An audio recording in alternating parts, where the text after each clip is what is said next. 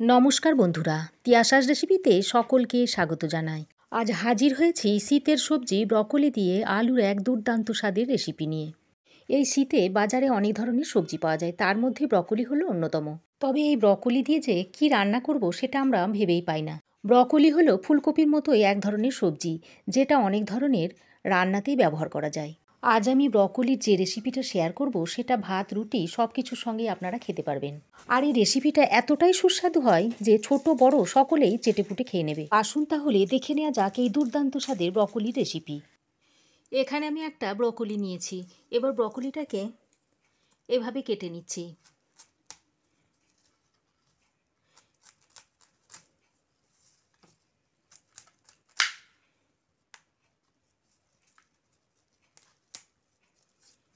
এই ব্রকলির অর্ধেকটা আমি নিয়ে নিয়েছি।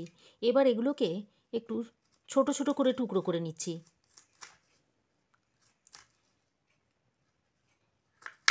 এইভাবে ছোট ছোট করে টুকরো করে নিচ্ছি।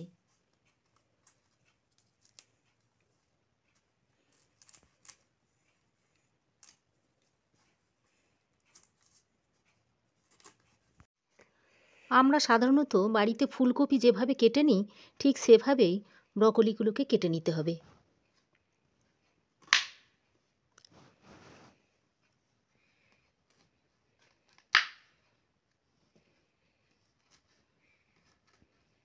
এখন সমস্ত ব্রকলিটাকে আমি কেটে নিয়েছি।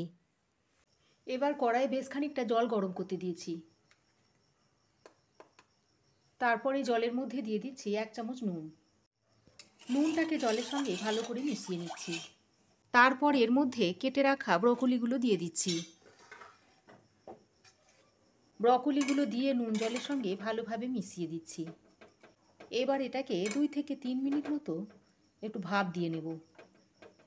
এই ভাপ দিয়ে নেওয়ার ফলে ব্রকলির মধ্যে যদি কোনো পোকামাকড় থেকে থাকে তাহলে সেটা বেরিয়ে যাবে, আর ব্রকলিটা রান্না করতেও সুবিধা হবে। দেখুন 2-3 মিনিট ব্রকলিটা ভাপ দিয়ে নিয়েছি। এবার জল থেকে ছেঁকে তুলে নিচ্ছি।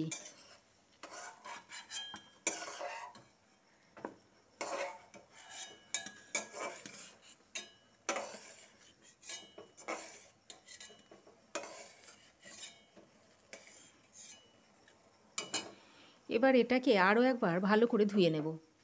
এবার কড়াই গরম করে দিয়ে দিচ্ছি সর্ষের তেল। আপনারা যে কোনো তেলে এটা রান্না করতে পারেন।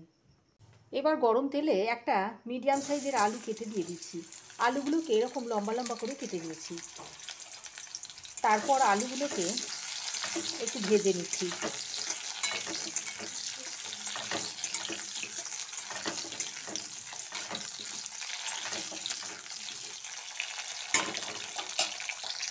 দেখুন আলু লালচে করে ভেজে নিয়েছি। এবার এর মধ্যে দিয়ে দিচ্ছি 1 চামচ আদা ও রসুনের পেস্ট। এবার আদা রসুনের পেস্টটা দিয়ে একটু ভালো করে আলুর সঙ্গে আরও একবার ভেজে নিচ্ছি।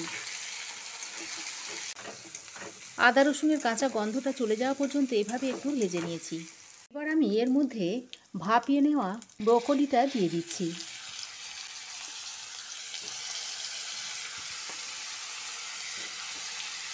ব্রকলিটা দিয়ে আলুর সঙ্গে ভালো করে মিশিয়ে নিচ্ছি।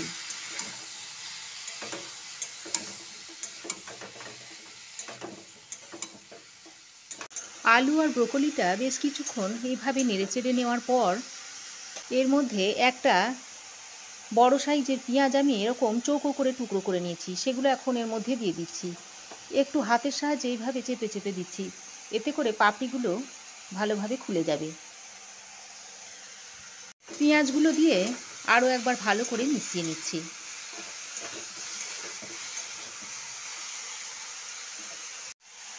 এবার এর মধ্যে দিয়ে দিচ্ছি স্বাদ মতো নুন, দিয়ে দিচ্ছি লাল লঙ্কার গুঁড়ো।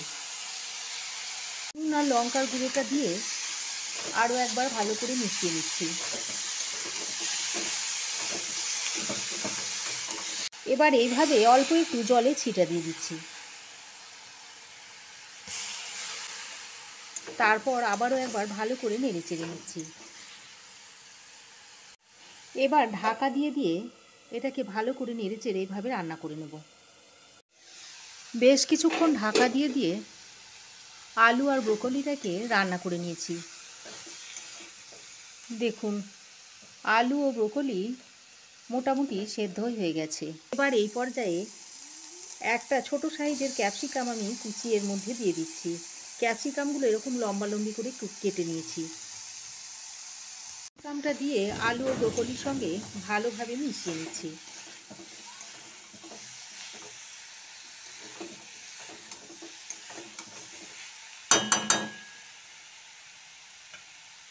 তারপর আবারও 2-3 মিনিট মতো এইভাবে ঢাকা দিয়ে রান্না করে নিচ্ছি। আরও 2-3 মিনিট ঢাকা দিয়ে ব্রোকলিটাকে রান্না করে নিয়েছি। এবার ঢাকা খুলে আরও একবার ভালো করে নেড়ে চেড়ে নিচ্ছি। এবার এর মধ্যে দিয়ে দিচ্ছি 1 চামচ মতো সয়া সস, আর দিয়ে দিচ্ছি 1 টেবিল চামচ টমেটো সস। টমেটো সসটা ব্যবহার করছি, আপনারা চাইলে এখানে টমেটো কুচিও দিয়ে দিতে পারেন। এবার সয়া সস ও টমেটো সসটা দিয়ে ব্রোকলির সঙ্গে ভালো করে মিশিয়ে নিচ্ছি। এবার দিয়ে দিচ্ছি অল্প একটু গোলমরিচের গুঁড়ো। গোলমরিচের গুঁড়োটা দিয়ে ভালো করে মিশিয়ে নিচ্ছি। এই রান্নাটা এবার একটু এরকম ভাজা ভাজা করে নেব। এখানে আপনারা চিনি দিয়ে নিতে পারেন, তবে আমি যেহেতু টমেটো সসটা ব্যবহার করেছি তাই আমি চিনিটা দিলাম না। আপনারা এইভাবে ব্রোকলি রান্না করে রুটি কিংবা ভাতের সঙ্গে খেতে পারেন। রান্নাটা এখন সার্ভ করার জন্য একেবারেই রেডি। এবার আমি গ্যাসের ফ্লেমটাকে বন্ধ করে নামিয়ে আপনাদের সার্ভ করে দেখাচ্ছি।